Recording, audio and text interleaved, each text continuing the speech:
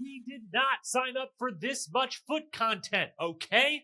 Plus, group meditations, new alliances, best friends facing off. Rachel takes over the Angels. Josh picks a side, and Bananas keeps doing what Bananas knows best, stir in the pot. It's the challenge. Battle of the Airs, episode 13 recap coming up right now.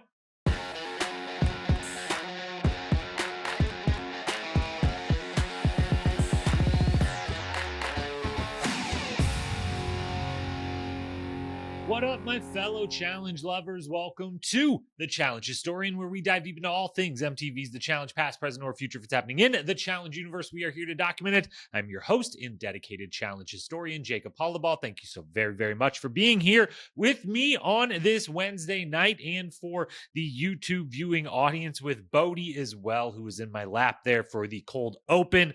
Audio-only listeners, if it sounded really quiet, it's because there was a dog in my lap and I was pretty far away from my microphone. And if you happen to hear some whining in the background, it's because that dog, as damn cute as he is, desperately wants to play with some of his toys right now. But he's going to have to wait until we are done, because we have episode 13 of the Challenge 40 Battle of the Eras to recap.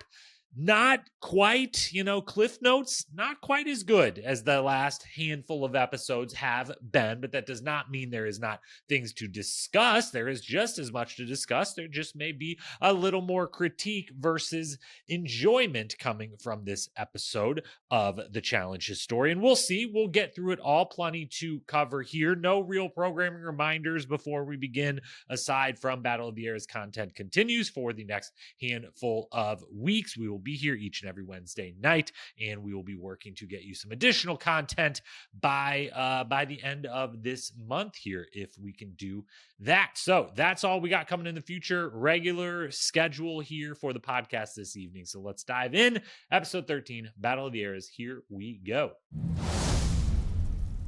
House section was a little light, well, kind of light to open the episode. Now we do get they continue the theme. They've done it every single episode. We get the old school scene on the wall of the house. This one is Evelyn from the ruins discussing if she is going to give it her all versus Kelly Ann in the first elimination of the season, which was a really, really cool elimination that unfortunately we don't get the best version of, because Evelyn did back there on that season she kind of clearly didn't give it her all in that elimination. But it's very, very cool. The male one, I forget who Wes beat off the top of my head, but it was a really, really cool elimination. I think they should try to do something like that again, but it very much set up that one of two things was going to happen here. I mean, I was like, well, we know who the targets are, and two of them are quote unquote best friends, at least on this cast and in this house. And it felt pretty damning from the opening scene that I was like, well, I guess Michelle and Olivia are about to face each other. And I guess the only question now is one of them going to give up? Or are they both going to give their all? And it honestly, while it was amazing to see Evelyn and to get an Evelyn sighting, I think they've been using these really well to not only set up the episode, but to give a little spotlight and give a glimpse of, some of the other greats, the legends of the game that maybe weren't able to or had no interest in being on the season. That's all great. But some of them have been a little more on the nose than others. And this one, I was like, that feels very specific as to what is probably going to happen, what this is alluding to. And so it ruined a little of the mystery of the episode. I can't lie there. And then we go on to get the beginning of the theme of the episode: feet everywhere. Everyone's feet. The Angels like feet. They like touching each other's feet. They like rubbing each other's feet. No one will touch Kara's feet because of her bunions. As a man with bunions, literally was at the foot doctor yesterday getting my bunions looked at and discussed what my options for the future of my life, because they hurt all the time, is. And I definitely would love a foot massage here or there, as I'm sure Kara is. But only people that get foot massages are the Angels. And now we see it. And it's sometimes they give them with their feet too. I don't know. There was a lot of foot content, and I didn't love it. I didn't hate it. I didn't understand exactly why we were getting it. It made more sense later why they were setting the stage of these people like to play footsie. They like to give each other foot massages. Feet are an integral part of the soon to be rebranded Rachel's Angels. And so they just had to set the scene with that. I mostly, of all of the foot related content, I mostly enjoyed in this opening segment, we get the anti-angels, the other side of the house. If they don't really have a name, which good for them on not naming themselves in this situation. But Tori and Michelle and Olivia, I think, are the main three ones there, kind of making fun of. And Kara, of course, is there and making fun of and talking about those people off doing foot stuff in the rooms. And yeah, I like that scene the most of all of the foot related things going on in this whole episode. Then we're off to a daily challenge, and it's the big 40 cut into the ground that we saw on the next week on, that we saw in the mid-season trailer. And it definitely tricked me a tiny bit. I definitely thought there was going to be some contact of some kind going on in these trenches that they built. But regardless, still a very good challenge, still incredibly impressive. The amount of work to dig those tunnels, to build these obstacles is unbelievable. So much work went into creating this. So hats off to them for doing that, and thank them. And we didn't even get that many like overhead shots or crazy drone shots of anything of it. So I was like, I feel like we should have seen a little bit more of this incredible thing that you've dug into the ground. But good challenge overall. Lots of shoes lost. At first, when Aviv loses her shoe, I'm like, okay, now we're going to get the plantar fascia thing. But I'm really, I didn't realize last week the plantar fascia, this week the bunion talk, and I'm just like, they are just analyzing my own current feet problems. This is weird. I didn't expect this much foot content to also be a part of my podcast, just like you probably didn't expect this much foot content to be a part of this podcast or a part of this television show you've been watching. So I apologize for that, but I thought that's where we were going with Aviv when she loses her shoe, and thankfully we were not discussing Aviv injury DQ, anything like that, which is an amazing sign. Hopefully, maybe we can move past that and she can compete at, close to 100% of her abilities moving forward. Instead, it was just alluding to a bunch of people were about to lose their shoes in the mud and make additional obstacles for other people running through and stepping on shoes on accident within the already sticky and difficult to tread through mud. And then a bunch of people had to run around up on the regular field bare feet, and that made it a lot harder. But essentially, almost all of them ended up without some shoes, so kind of leveled the playing field there. As for performances, Jordan and Kyland, just it's going to be fun to watch them in the final. Please don't let one of them, go out on some dumb elimination right before the final, the last one or whatever. No, I want to see these two run a final versus each other right now. As much as we want Jordan and Bananas in there to go head to head in the final, like I need Kylan to be there too. Him and Jordan having this back and forth, both dominating all of the dailies and everything else this whole season. And now, Jordan getting the win here, just doing the, got to prove to Kylan he's not the only one who can win stuff still around here, even though Jordan didn't want to win, but luck's out on that side. We'll talk about that in a moment. I just want to watch those two in a final at this point versus each other. It's going to be a great matchup if we get kind of a traditional endurance-based final. And then Michelle and Corey get last. And it's a bummer. I'm pulling for Corey so much. I really slowly over the course of the season have just felt myself more and more drawn to. I've always liked this guy. He's never been like the one I'm like number one rooting for, but I've always been a fan of him as a cast member, as a guy, rooting for him to, as far as in a vacuum, are you rooting for or against? Always have been rooting for. And I've just felt myself throughout this season being like, he's just the consummate professional, the off the show stuff, him talking about getting paid for press, not paid for press, all these different things. He's locked in a contract that the rest aren't because he's on other MTV shows, all that stuff. That's all fine. Put that over there. I'm probably on his side in a lot of it anyways. But within the show, I'm just like, he's MTV's guy. He's been a great cast member for so many years on this show, other shows. And I just really want to see him do well. So I was bummed that he got last and is going to get that penalty. And I was, of course, bummed that my girl, Michelle, my favorite, lost. And the one good thing, though, about it was, admittedly, I was kind of glad that it does set up the like, well, now Michelle and Olivia are going against each other, and I would have rather, as someone rooting for Michelle, I was like, I think that's probably the best case scenario here. It might, it doesn't actually hurt your game long term if you would win versus her. Like, she can't do anything to really help protect you or anything else. And I know you're going to be even lonelier in the house, but like, as someone rooting for you, I think that's your best option going into the next elimination to keep racking up these wins. So it was a bummer to see her get last. These penalties, her getting 1 minute, Theo last week getting 2 minutes, those are real. Those are real penalties in these games, and so far they have definitely played a major factor.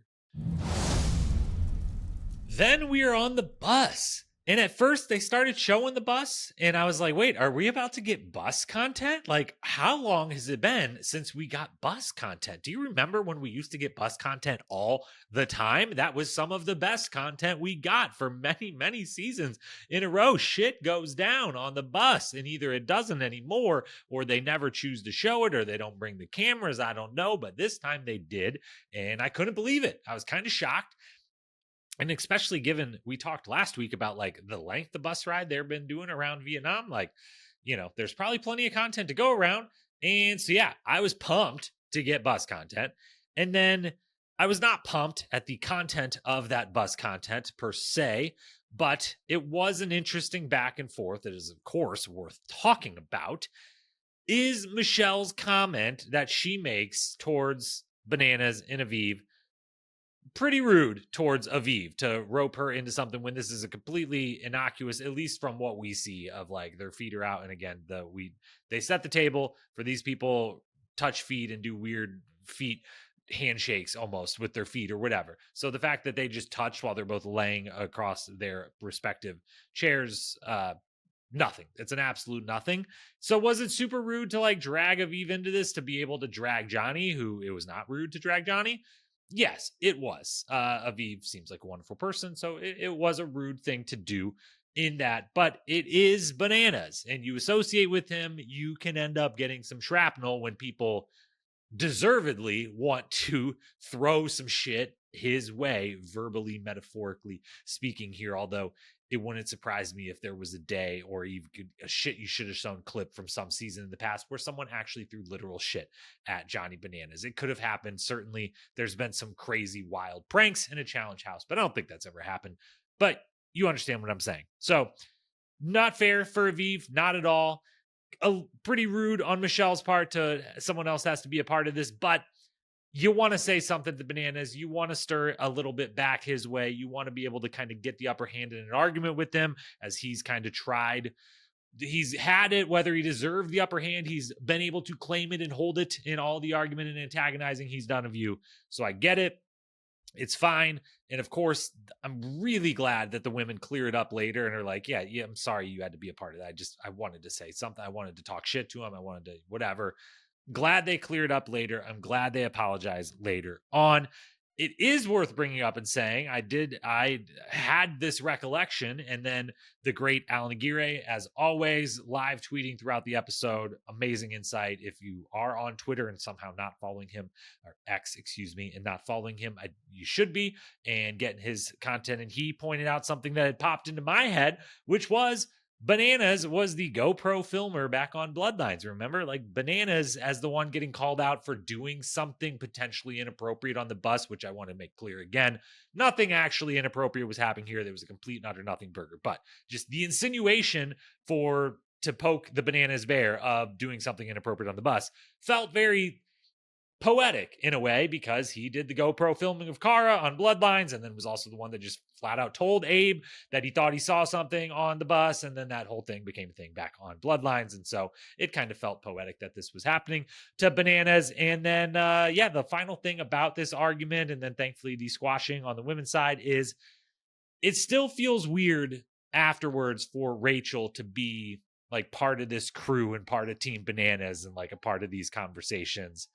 It just feels it's gonna always feel strange to see these two people like on each other's sides, being buddies, and Bananas talking shit and stirring pot with other women, and Rachel, just being a bystander to all that. It feels weird. It feels strange. It's probably never going to not feel that way.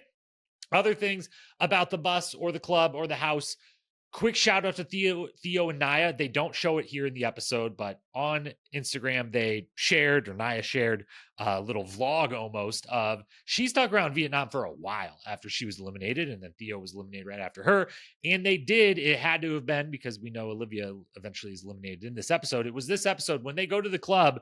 Theo and Naya like crash the party. They don't get inside or come inside, but they stand out on the sidewalk. They yell up. They see everyone. It's a whole thing. You can go check that out on Naya's Instagram if you want. We referenced earlier, Jordan got lucky with not having to pick. He is dominating the game right now. He is just playing fantastically. He is in an amazing position. He and Rachel are just cruise control right on through this thing, smooth sailing right onto a final where they will be the favorites. And then we get Corey and Cara linking up. A kind of a Bloodlines callback again of like, them in the finals of Bloodlines together. They were never working together that season, but now they are because they've each got nothing left. And I thought we'd get a few more of these kind of single link ups earlier than now. But at this point, yeah, you gotta, does anyone else not have a number one? You don't? Great. Now we can be number ones. Then we head to the arena, a very cool game design. And again, I will call out and say, incredible amount of work to build this thing, and it doesn't go unnoticed by me. I always want to shout out the production when they're doing a great job, when they're going above and beyond, when they're putting in a lot of work that maybe kind of goes unrecognized or is easy to go unrecognized as you're just watching through episode by episode. I know that there had been a couple moments that got people really riled up through this season as far as design and how the operations have gone, but damn it if they are not crushing it in building these large sets and building these games and doing a damn good job at it. And so, yeah, they've been killing it. This is a cool game. I love it. And I can appreciate how much work went into making it same as that daily challenge. And it's a good matchup. Michelle and Olivia both do a good job. They both, for the most part, it's pretty ho-hum. Like no one's making a big mistake. Michelle's the only one that, knocks the one bar out with their butt that really ultimately doesn't, she would have had to do that last trip anyways. So the knocking the one out, if that was truly the only one anyone ever knocked out, didn't have too big of an effect overall since they had the, 2x2 rule. I liked Michelle's strategy of laying them all out from the start a little bit better, but obviously Olivia got that part done first. So guess I was wrong there, or it was just, equivalent, not going to make a big difference either way, whichever one you were more comfortable with. But Olivia gets the puzzle down first. I mean, I would think Michelle then had to climb all the way to the top and put 2 in and release things. Like, I think that would have to take a couple minutes. Like she had a good head start on the puzzle is what I'm saying. And I think she screwed herself in a couple of ways here. Now, one, she says, she's dyslexic. A word puzzle gonna be a bit harder. There's, no shame in that. But that doesn't mean that there wasn't still potentially a couple little tiny strategy mistakes, or maybe just maybe was like, I don't know, Theo just left a couple days ago, I bet, and I just saw him the night before again, which is why this might be relevant that I brought up Theo and Naya being outside the club the night before. Like, she's like, I saw Theo yesterday. He's still here, still in the country. I could probably go hang out with him like right now. Like we could just continue this vacation, just not in the challenge house, So maybe there was some of that going on, but the big strategic thing is she laid the letters out on the table, and Michelle eventually gets her letters and comes to and lays her letters out on the ground. And the reason there's a big difference in that is the table did show you it's 3 words and it's this many letters per word. And when you lay them all out, it's a little harder to stay focused on and even remember at all of like, it's a 3-letter word and then however many letters long eliminated is, and then the word tonight. And so I just think Michelle, a Survivor winner, multiple time Survivor player, has done lots of word puzzles and things of this nature, and is second nature to her, crossword queen, everything like that, and had the better strategy to put it on the ground so that if you think you got something, you can put it up and still see it within the slots. She gets it. She gets the win, her 3rd elimination win of the season. 5 of her last 6 eliminations she has won. I forget what her record is now overall, but she's crushing it. She is really freaking good at this, just period. She is really good at it. Yes. It's same as so many people in the past who are really good at the game, but maybe don't get, regarded in that way because the final level is, well, what if they were in a headbanger? And it's like, well, yeah, she's probably going to get smoked or even hurt, depending who she might have to face in a headbanger if she's got to go against a Jenny or a Rachel or a Laurel. And that's fine. That's fine. There's only a handful of those people that are just that dominant in the headbangers. And thankfully, for all the folks that are not, there's only 1 or 2 headbangers a season, and it's a pretty low probability you're ever going to end up in one. So while, yes, it is a death knell, a nail in your coffin, if you will, if Michelle were to run into a hall brawl someday, the odds are in her favor that she won't end up in a hall brawl someday. And so the eliminations she ends up in are the types, most of the eliminations are of the type that she can do really well in and excel in. And she has been doing that a lot recently. So yes, I'm biased because she's still my favorite. And yes, I think the right person won again for the entertainment of the rest of the season of the show.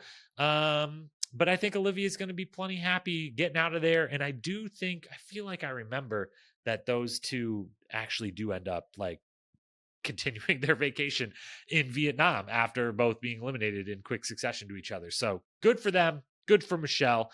And the season rolls on.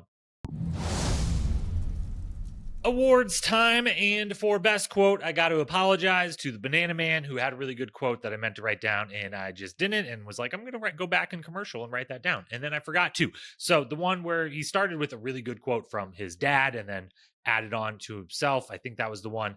Sorry about that, didn't write it down, but he would have got nominated. Other nominee, Cara, is also the winner. We are in Satan's butthole. It is beyond insanely hot, and I just rolled around in the mud like a little piggy for a minute. End quote. Loved that from Cara. Great job. Great work by Cara in the confessional booth this season. Really picking up the slack as we lost a bunch of confessional kings and queens along the way here. She's been picking up some narration slack and some good entertainment slack there in the confessional booth. Best moment, kind of light, honestly, on this. Like, again, the Tori, Cara, Michelle, and Olivia kind of talking shit about the Angels foot fetish thing was a funny moment. I enjoyed that. I thought there was going to be, I wanted Corey to actually do something funny, like a nice little prank while they were doing the little meditation thing. And then he kind of doesn't, it kind of fails. So I was expecting that to maybe be a moment, and then it wasn't. The bus back and forth certainly would be nominated here. And then because I'm biased, Michelle winning would be nominated here, but we'll give the moment of the episode the most memorable for sure is definitely the little bus back and forth. MVP wise, Bananas gets some votes again. Cara, again, for the confessionals and everything else, gets some votes. Certainly Aviv even gets some votes here. But the MVP of this episode is, of course, the eventual elimination winner, Michelle. As for the power rankings and the predictions and the targets are Bananas, Josh, and Corey. That was one of the big questions at the end of the episode is Michelle going to pick Derek or Corey? And she saves Derek and she chooses Corey. And that's they were kind of setting it up in a little bit of an obvious way, but figured that was where it was going to lean anyways. Now, do I like Corey's odds to win a daily or an elimination more than Derek's, and therefore have a little higher probability or more of a shot that he could benefit Michelle's game in the future? Sure, I do. But I don't think, Corey ain't Jordan or even a Bananas in this situation where you're like really in control of the game and really good odds of winning something and being able to benefit you. Like, it's pretty low either way that either one of them is going to have that big of an outsized impact or that many chances to have an impact on your game. So the fact that she just went the friend route and was like, I kind of want to save Derek. I can also say like Olivia would have wanted me to save Derek and we're all friends and it's great. And ultimately, like, there's not that many people left. What's Corey really going to get mad about? I get it. So, just do the friends thing. I don't hate it, but certainly I would have seen Corey's argument. I do see Corey's argument of him being like, I have a better chance of actually being able to benefit you in your game. And so, he's got an argument, but it would have been a good argument earlier in the game. At this point in the game, it doesn't ultimately matter. I am dying with these 3 targets. I am dying, not just because I'm now rooting kind of starting to root pretty hard for Corey. But I would love to see Josh and Bananas in an elimination. That would be amazing. And I think it would be a really awesome moment, honestly, for Josh to beat Bananas in an elimination. I think that would just be amazing. It'd be really fun on a lot of levels. And so, yeah, that's definitely what I'm kind of rooting for to happen now with these targets. But let's, before we get from wishes to predictions, let's quickly update the power rankings. And it's going to be quick because there's no updates other than just removing Olivia, who is now eliminated from the game. On the men's side, Jordan, Kylan, Bananas, Corey, Derek, Josh. Top three stay the top three. They got to Jordan, Kylan, and Bananas. Corey, Derek, Josh. Maybe I should have Derek above Corey and Josh because he's not a target for next week. But, last place still goes into elimination. So they don't have that big of a difference in like probability of going into the next elimination. And I just think it's a group of three at the top and a group of three below them that have equal chances within them. So it's really two tiers. You could put them in any order within those tiers you want. And no, that's not true. That's not true at all. The second tier, Corey, Derek, Josh, put them in any order you want, tied for fourth. Jordan, Kylan, Bananas is the definitive top three in my mind, chances to win this game. On the women's side, similar story. Rachel, Tori, Jenny, Cara, Michelle, Aviv. That's how I have it. And I kind of almost have like two or three twosomes. Like I give Rachel and Tori the slight nod. They're like tier 1A. Jenny and Cara tier 1B. And Michelle and Aviv are tier 2. Below them, and Aviv is at the bottom because I'm still suspect of the foot injury there. And Michelle, love her as much as I do. Think she's very good at this as much as I do. Those are 4 all-time champions above her. So it's no sweat being Michelle or Aviv in this place being 5th or 6th. The only sweat and they're going to be doing is trying to figure out how to beat this stacked of a final 6 group of women. So pretty incredible. Looking forward to the final, no matter who of that group of 6 ends up in it. As for predictions for next episode, they're on semis. They're doing a style of game we've seen before where they had to push off the semi and swing out and knock some targets over. I'm sure there's a little bit more to it, but it looks super fun. It's one of those is just, one of the, I wish I could get to do that. This is why they all do it, that sort of thing. Predictions for it, I do think it is something that Jordan is going to be very good at and have a lot of fun with, and I think he's going to win and thwart Bananas from saving himself with a win. Bananas also probably is going to be really good at this because he's always good at the most random they have, that it's like, yeah, I've done 20 seasons. I've been on a semi like 28 times or something. And so, he's got the experience there. As weird as it might be, as individualized as it might be, but I think Jordan's going to get the win. On the men's side, I think Derek's going to get last. And I think Cara is going to get the win for the women. And I'm mostly saying that because that's just a way for me to get around to Cara then nominates Bananas, saves Corey and Josh. And Bananas ends up in elimination where I think he would beat Derek. So in my prediction here, I got Derek versus Bananas ending up in elimination with Bananas getting the win. Jordan and Cara on the winning side of the daily. And then I would also I'll go as far as, hey, if I got all that right, Michelle, Tori, and Aviv would get targeted. And the interesting thing here is we are getting to the point where if Bananas were to go in and win another elimination, end of the podcast, we're starting to mess up our words here. If Bananas went in and got another elimination win, he, pending who wins the daily in this hypothetical, Cara winning, would mean Bananas has to pick one of his angels to target, assuming there continues to be 3 targets. So that could be an interesting thing, and definitely Aviv. I'm sorry, you're going to be on the bottom of that list for Johnny, and Rachel and Jenny are the true angels sitting pretty when Bananas wins and are his true top 2, which, as Cara and Corey discuss in this, really the thing that matters in this season is the top 2. 3 and 4, it doesn't matter. The numbers are too small now. Top 2 is really who can protect you. So that's your predictions, power rankings, storylines, everything about episode 13 of the challenge battle. I was about to say battle for a new champion. Battle of the eras.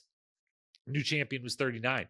An underrated season that I have seen some folks coming around on. I've seen those hot takes out there of 39 over 40. I've seen them.